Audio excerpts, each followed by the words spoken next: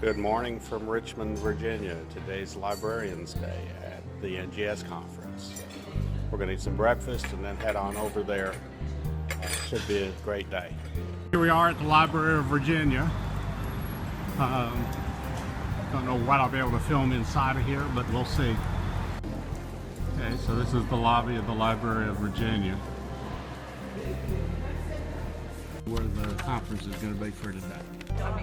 Okay, so the first presentation this morning was by Leslie Anderson. She's with the Library of Alexandria, Virginia, and she talked about how their library put together a book that published a whole series of books on the Virginia slave birth index. Okay, and this is going to be the second program today. Okay, so we just got done with the lecture from Louise Jones at from the Kentucky Historical Society. She was pretty awesome. She talked about archival records and vertical files and what to do with them. One of the first things she talked about was the importance of cataloging, and so I guess it's time to give a shout out to Sharon and Helen. You know, what she said is basically one of the things catalogers do is make everything accessible to people, and they don't often get to see it, and they perhaps don't understand how the reference staff uses it and keeps us from looking like complete idiots when someone comes up to the desk and says, "Do y'all have?" And they also never get to see when someone comes in and says, "Well, I saw online you have this, and I'd like to see it." And we get that a lot, so thanks, Sharon. Thanks. She also mentioned the existence of the Martha Stamper Genealogical collection.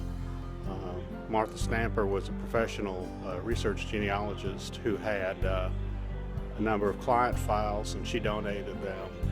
And those have all been cataloged, so you can find those at the Kentucky Historical Society's catalog, and that they have a postcard collection of 12,000 postcards that they are in the process of organizing, and those will be cataloged at some point, but it's 12,000 postcards from all across Kentucky from the time period of about 1900 to 1950, and they could show people's towns as they evolved over that time, from horse and buggy to automobiles, dirt streets to paved streets, that sort of thing. Sounds like an interesting collection, and I think there's definitely a road trip to the Kentucky Historical Society in my near future. Okay, so these are our lunch today. Looks good.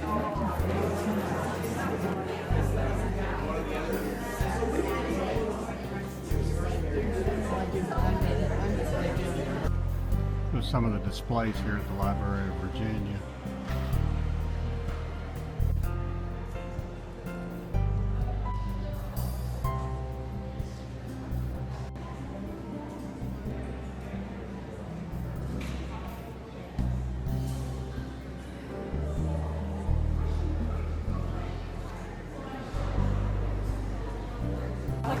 Okay, we're all registered now. This is where you signed in, got our name tags and paperwork here, so we're good to go. Back at the motel now, and so I thought I'd do a review of some of the afternoon things from Librarians Day.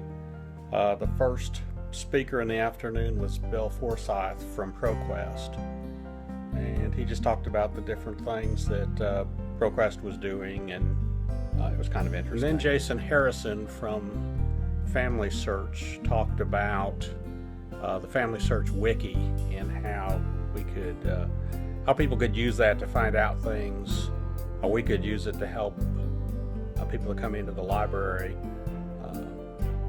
figure out how to do things that we didn't know how to do, but also how people could use it in general just to learn about resources and libraries and archives and a lot of other things that are out there. Finally, Renee Savitz talked about the Civil War 150 Legacy Project, where people from the state of Virginia, from the Virginia Library, went around and had digitizing events around the state. They asked people to bring private papers that they had in their family, and then they digitized them. It makes it available pretty much for researchers everywhere, but it also puts it, makes an extra copy out there. So if something happens to the original, if it fades, if it gets lost in a fire or some kind of natural disaster or just age wears it out, there's still a copy around. They gave people copies of it on a CD, I believe she said, or a flash drive after they had digitized them, and of course kept copies for themselves, and it's up on the website. So I thought that was a pretty good project.